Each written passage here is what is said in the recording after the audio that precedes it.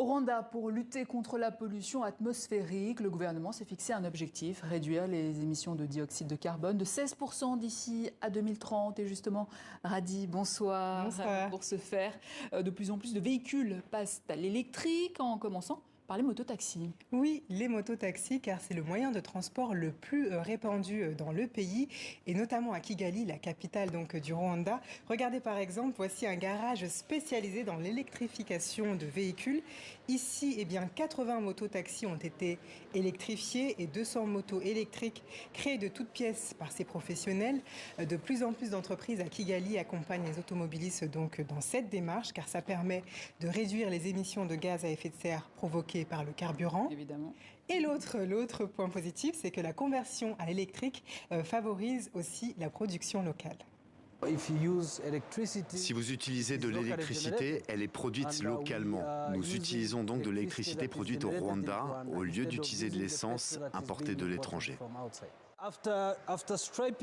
Après avoir enlevé toutes les pièces liées au carburant, nous mettons nos pièces électriques qui deviennent comme ceci. Et la moto est entièrement modernisée. D'ici à 2030, au Rwanda, ce sont tous les transports publics qui seront concernés par la conversion à l'électrique. Et voici les chiffres. 30% des motos, 20% des bus et 25% des mini et microbus qui passeront à l'électrique d'ici donc moins de 10 ans si le plan fonctionne. Ah, c'est rwandais. Toujours aussi bon, hein. Ah oui, dans l'innovation. Une ambition écologique, mais aussi économique. Forcément, rouler à l'électrique reviendrait moins cher pour les motards. Oui, logique. Et pour être sûr, on leur a posé la question. Les professionnels et les automobilistes font le calcul. Et voilà ce que ça donne. Une batterie électrique peut parcourir jusqu'à 60 km et coûte 900 francs rwandais. Vous pouvez comparer ça à un litre d'essence qui coûte environ 1000 francs rwandais, mais qui ne couvre que 35 km. Donc si vous comparez économiquement, il y a un avantage pour les motards.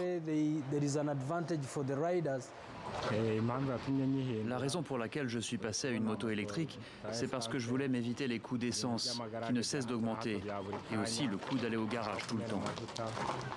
Et pour accélérer cette transition énergétique, en juillet dernier, le gouvernement rwandais a supprimé les taxes pour l'importation des voitures électriques et hybrides dans le pays. Donc ça facilite forcément les transactions.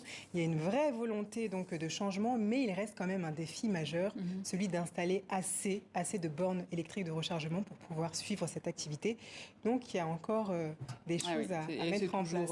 C'est le cas partout dans le monde. Oui, c'est vrai. Merci Radi. Chronique que vous pouvez retrouver sur notre site internet tv5monde.com et sur nos réseaux sociaux Facebook, Twitter, Instagram, YouTube. Excellente suite de programmes à vous tous et à demain pour un nouveau tour de l'actualité africaine.